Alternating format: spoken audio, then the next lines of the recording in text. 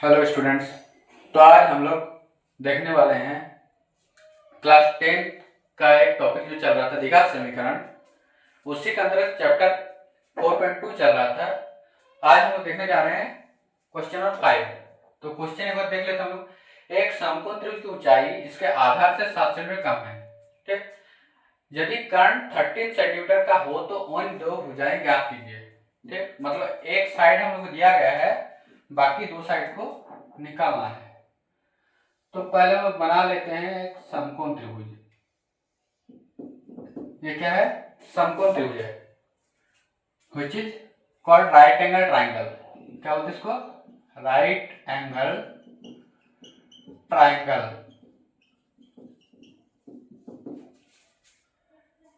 इस त्रिभुज में एक कोण कितना होता है? 90 डिग्री। कितना होता है? 90 डिग्री। ठीक, तो ये है हम लोग का बन गया राइट एंगल। ये 90 डिग्री होगा और बाकी दो जो एंगल बनेगा वो क्या होगा?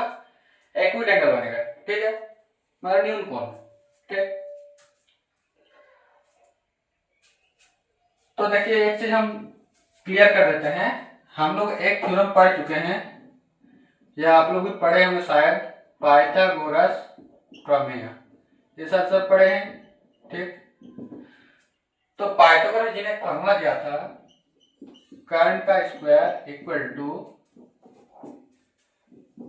लंब का स्क्वायर प्लस आधार का स्क्वायर। ठीक है, ऐसे हम जनरली लिखते हैं इसको H square equal to P square plus B square. ये फॉर्मूला दिए थे। तो इसमें देखना होगा कौन एच है, कौन पी है, कौन बी है।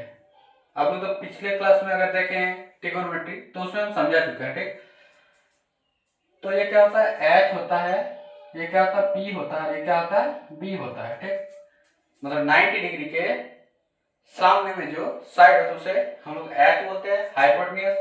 फिर अगर इसको अगर कोई एंगल मान लेते हैं थीटा, तो इसके सामने वाला भुजा क्या बोलते हैं? पी बोलते हैं, और इसको बोला था आधार। ठीक है, ये इतना क्लियर कर दिए थे। तो चलिए अब यहाँ पर क्या दिया है? इसका आधार से ऊंचाई इसके आधार से 7 सेंटीमीटर कम है। तो ऊंचाई इसको लिया गया था। ऊंचाई किसको माना गया था? इसको माना गया था। ठीक, ये है ऊंचाई। ठीक है, कर्ण का बात नहीं कर रहे हैं, ये ऊंचाई का बात हो रहा है। इसके आधार से कितना? 7 सेंटीमीटर कम है। और कर्ण कितना? 13 है। कर्ण कितना दिया है यहाँ पर? 13 सेंटीमीटर है। कर्ण कितना दिया है? 13 सेंटीमीटर। तो चलिए लिखते हैं। तो लिख लेते हैं यहाँ पर, माना कि कोण त्रिभुज के आधार, समकोण त्रिभुज, और नाम देना तो दे सकते हैं ए बी सी। तो समकोण त्रिभुज ए बी सी की आधार बराबर मान लिया हम लोग 1 सेंटीमीटर। क्या मान लिया हम लोग? x मान लिया, मतलब आधार ये है, बेस। इसको क्या मान लिया? 1 सेंटीमीटर मान लिए। ठीक, क्लियर। तो अब ध्यान दीजिएगा, इसको क्या माने? x माने। ठीक, तो यहाँ पर जो क्वेश्चन से प्राप्त है, ऊंचाई इसका आधार से 7 सेंटीमीटर कम है। ऊंचाई अब देखते हैं, ऊंचाई बराबर, इसको लिखेंगे हम लोग,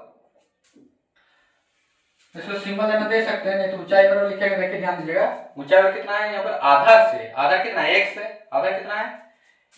x है ना। x से 7 सेंटीमीटर कम, 7 सेंटीमीटर कम। तो कम मतलब माइनस और अधिक मतलब प्लस।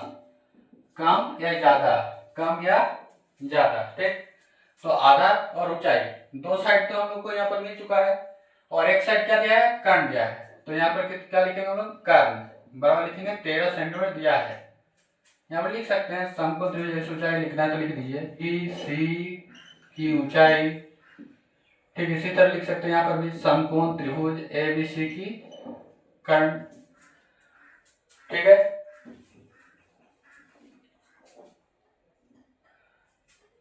अब आते हैं हम लोग पाइथागोरस प्रमेय से। यहाँ पर देखिए, तो लिखेंगे हम लोग पाइथागोरस प्रमेय से, पाइथागोरस प्रमेय से। ठीक है, पाठ्यक्रम में क्या होता है, कर्ण का स्क्वायर हम सभी जानते हैं बराबर लंब का स्क्वायर प्लस आधार का स्क्वायर। क्लियर है। अब यहाँ पर देखिए आप लोग कर्ण कितना दिया गया, 13 दिया गया। कितना दिया गया, 13, यहाँ लिख दिए। ठीक। लंब मतलब ऊंचाई को हम लोग लंब बोल देते हैं, ऊंचाई क्या बोलते हैं, लंब बोल देते हैं। ठीक। या तो इसको अगर डाउट होता है तो हम क्लियर कर देते, लंब होगा लंब और ऊंचाई, सॉरी लंब और ऊंचाई यहाँ पर दोनों सेम है। तो लंब के जगह ऊंचाई मतलब x - 7 का स्क्वायर होगा।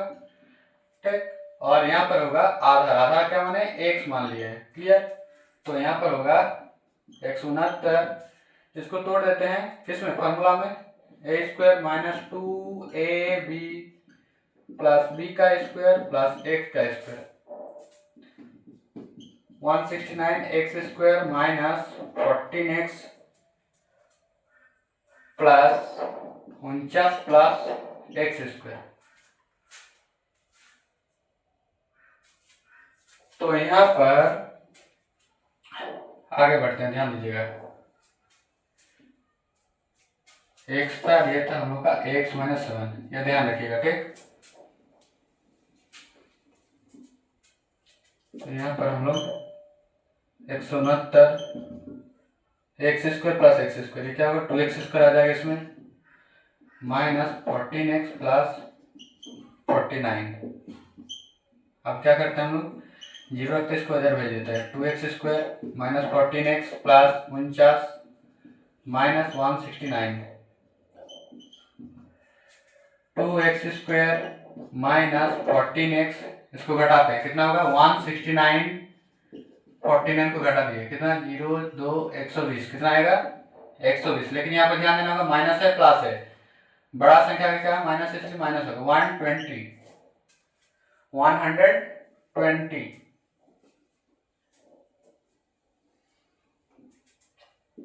तो यहाँ पर हम लोग लिखेंगे 2 कॉमा लेंगे सब में, तो x² माइनस 7x माइनस 60, 2 इधर आ जाएगा तो 0 होगा, 0/2 0, x² माइनस 7x माइनस 60।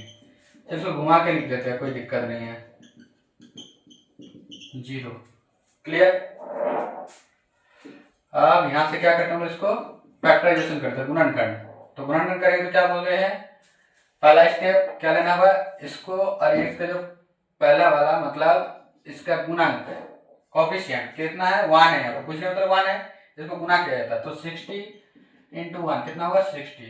अब 60 को तोड़ेंगे कितना, देखिए 2 से 30, फिर 2 से 15, फिर 3 से 15, 3 5 15, तो 2 दूनी 4 और गुना 15, इसमें 60 होता है, गुना करने से जोड़े घंटा करके लाना है 7 लाना है। ठीक।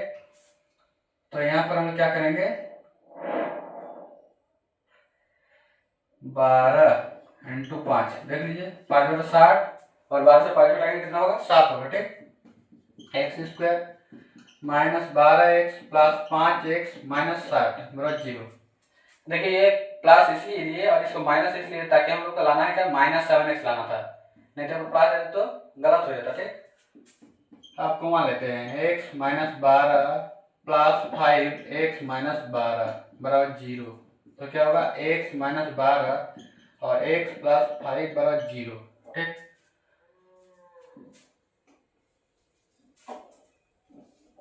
तो यहां से हम लोग क्या करेंगे, एक बार आएगा हम लोग का जब x माइनस 12 बराबर 0, x का रहेगा 12 या x प्लस 5 बराबर 0, तो x का रहेगा -5। ठीक है। तो हम लोग यहाँ पर प्लस वाला वैल्यू ही लेंगे। ठीक है, पहले इसको हम लोग काट दिए।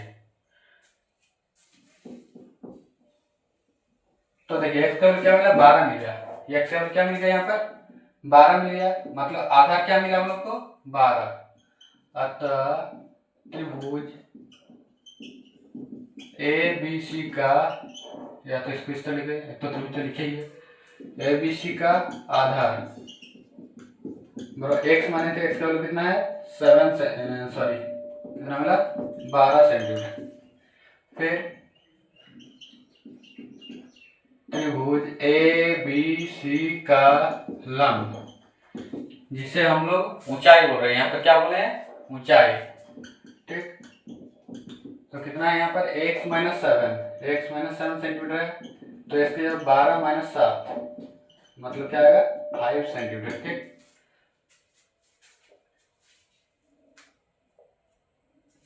12 माइनस 7 कितना होगा यहाँ पर? 5 सेंटीमीटर आएगा। ठीक है, थैंक यू। आप मिलते हैं नेक्स्ट वीडियो में।